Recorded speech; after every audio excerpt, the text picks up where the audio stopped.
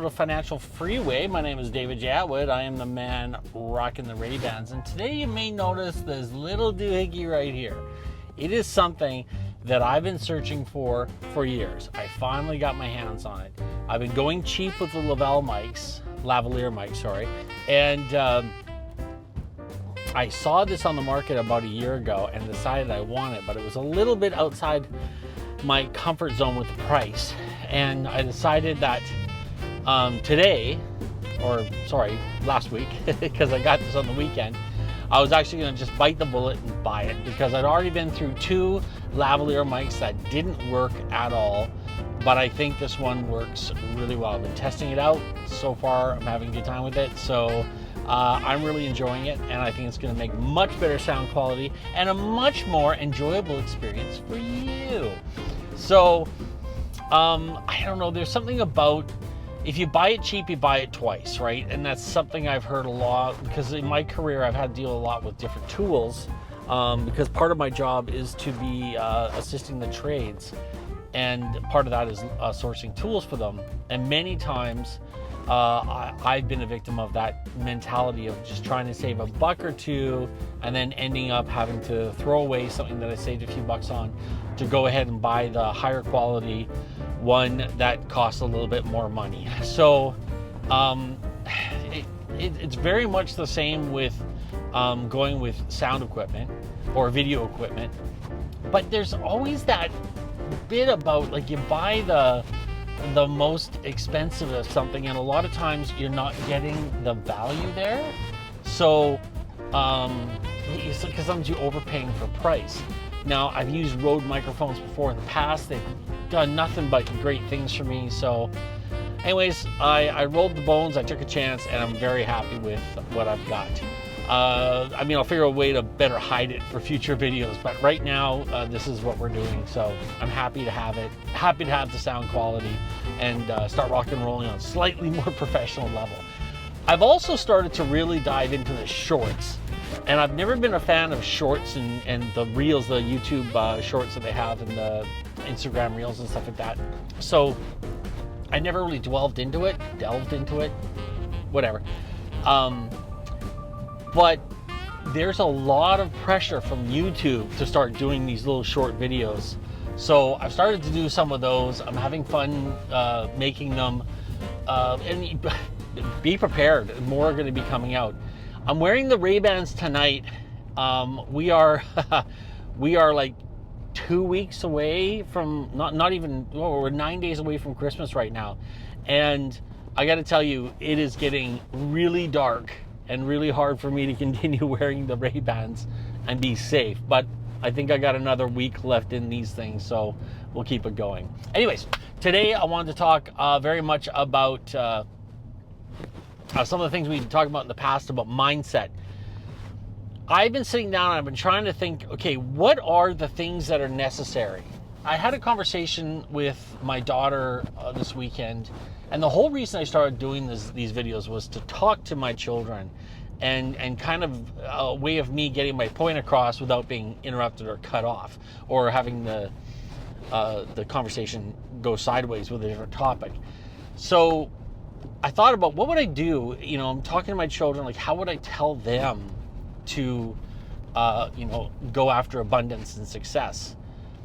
So I broke down, and I think there's about 5 steps. So bear with me while I go through these 5 steps. I actually wrote them in my, and I have the script in my jacket, but I can't read the script and drive at the same time. So bear with me. First, number 1, we have to educate before we elevate. And that's my quick little thing I just came up with. But it's true. We do have to educate ourselves first and foremost. And that starts with, the first thing we have to do is we have to forgive ourselves for the past mistakes we've made. And that goes for financial or anything else, relationship-wise. We have to forgive ourselves, and we have to be able to see ourselves as worthy of abundance. If we're constantly hating on ourselves and have a low sense of self and a low self-value and a damaged ego, all of these things will prevent us from being able to believe that we are deserving of a life of abundance. And if we're not, if we don't have that mindset of being deserving of a life of abundance, then what's going to happen is we're not going to seek after it. We're going to find reasons why it won't happen. We're going to find excuses and roadblocks, and we're going to say, well, the reason is because this, this, and this, and this. But the reality is, what we're really saying is, I'm not worthy. And the first thing we have to do is forgive ourselves for all the things we've done in the past that stopped us from getting to that next level, and believe that we truly are worthy of the next stage of happiness and success. So that's the first thing you do. The next thing we have to do is we have to learn, we have to educate ourselves as to what, and this is what you're doing here. Even just something as simple as watching a YouTube podcast is educating yourself. So those two things will get us to that next level. They really, truly will. But if we don't forgive ourselves, if we're always hating on ourselves, and it also comes from a victim mindset. If you're a victim, then truly you're not loving yourself.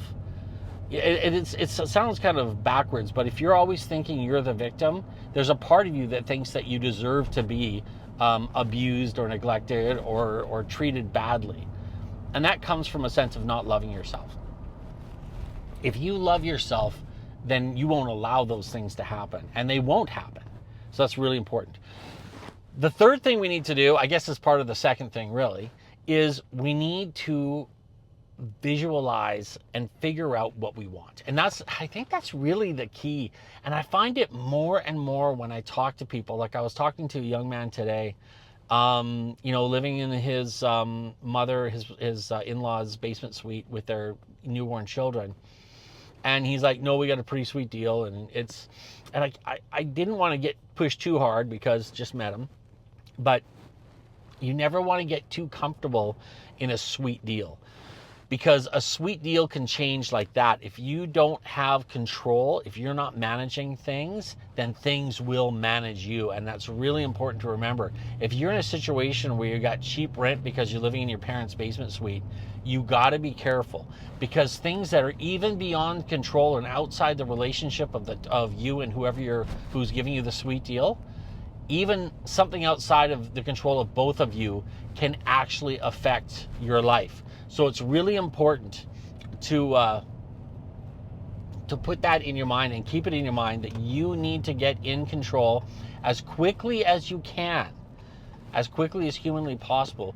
You need to find the control of the situation, because if you are constantly you're at the mercy basically of anything happening. And in one situation, there was this guy who had a great relationship with his landlord. His landlord loved him. He said, you know what? I've made my money. My house is paid for. I don't need the cash. You can live here for $500 a month. And he just kept living there for $500 a month. And then what happened was the landlord had a heart attack and passed away. And unfortunately, the kids took over the house because it was part of the estate. And the first thing they said was, well, we're not making any money on this. So they sold the house. And now this guy who had this really sweet deal didn't prepare himself for the realities of the market, of the rental market. And he had to go out there. And now he's looking for a 3-bedroom house, which he just can't get to live within that budget of $500. Because he was never put in a position to stretch himself and take control, he never developed those muscles. And so these are the things that we have to prepare for. This is why, even if it's a good deal, you got to prepare yourself. But back to the thing, I was asking him about what he wanted to do. Like, what's his plan? He goes, oh, I don't know. And I find that more and more when I'm talking to people in their 20s, they have no concept or no idea of where they want to be in life. They don't have an idea of what their future is going to look like. They can't see past the next vacation, the next payday, the next weekend. So many people are out there and they don't have a long-term plan. So if you don't think long-term, you can't start doing things like investing long-term. If you can't see past the weekend, then how can you put money aside and put yourself and go, oh, I'm not going to be able to go out this weekend because I got to save for my retirement? You're not going to be able to do it. You got to have a plan. Very, very important. If you haven't yet already done this, sit down with a pen and paper, listen to music that has no words to it. It doesn't matter what kind of music. Personally, I think classical music's the best, but it can be jazz, it can be thrash, as long as there's no words. It's really important that there's no words to this music. Tune out the world. Get in a room without, if there's curtains in the room or blinds, shut them. Shut out any outside interference.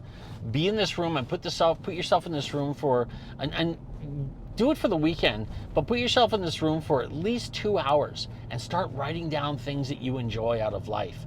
You cannot go through life without a plan.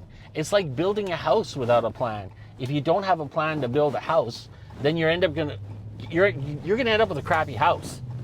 You can't build as you go. You got to have a plan. It's the same with life. You got to formulate a plan to figure out what you want. So start sitting down and crafting the life you want in your mind. Next thing you want to do is visualize it. And when I say visualize, I mean visualize the most fantastic and amazing future you can possibly think of. Don't budget on your fantasy. Don't take shortcuts. Don't say things like, oh, that's impossible, or the taxes will be too high, or the maintenance. Don't do that. You want a plane? Put a plane in there. You want a mansion with servants? Sorry, I shouldn't say servants. With live-in help, live-in maids. Then put it down. Don't shortcut your fantasies. Don't go budget on your fantasies. I see it all the time where people will be sitting there thinking about it and they'll go, no, I can't because of this, that, and the other thing. In their fantasies, you have to think big. The next step is start to figure out what you need to do, what kind of person you need to be to get to that place. And if you have to be a doctor to get to that place, then figure it out and be a doctor. Figure out what you need to do to be a doctor. If you have to be an astronaut, figure out the steps you need to do to get to that place. Don't sit there and say it's too big of a deal. Whatever you need to do, you can do it. Once you realize, okay, say you need to be the CFO of a major Fortune 500 company, how do you become a CFO? Well, then you have to be a CPA. Well, how do you be a CPA? You have to be a CGA. And then you have to do some bookkeeping. You got to go to school to learn all this stuff. You figure out what you need, and then you start making SMART goals. These are the strategic, I'll write this down in the comments. I always forget this, but they're small, manageable, attainable, time sensitive, all that stuff. I'm not a big fan of SMART goals because it tends to focus people too small. I say think big first, and then start breaking them down to little steps that you could possibly do. Don't count yourself out of the race by saying it's too big of a deal. You can do this. You can find out all the little steps that need to be taken in order to get to the next stage. So if you start to break things down like that, then you'll find, oh wait, what can I do today? What can I do right now? Who can I call? I want to be an architect. Who do I need to call? What firm do I call to find out what education I need to get to that level to become an architect? Whatever it is, you can do it if you actually put the work into it and start actually doing the investigative work. Start setting the ball in motion. Figure out what life you want. Figure out what you want your life to look like, and start pointing your ship in that direction. The worst thing you can do is start to discount yourself before you even start the race. You've got to figure out a plan. Yes, things are going to be easier when your kids are in school, but they're not. It really isn't. And things are going to be easier when you get married, and after the wedding things will be easier, or after the kids move out they'll be easier. Trust me, time is against you. You need to start formulating a plan. You need to think about what you want your life to look like. Start moving in that direction. That's the only way you can get to the next level of success. Anyways, folks, thanks so much for watching. If you're watching me on YouTube, hit the thumbs up, subscribe, hit the notification. All that stuff helps me because I'm starting to see that the numbers are coming in and more people are watching, which is great. But the thumbs up really helps. Subscribe, of course, really helps.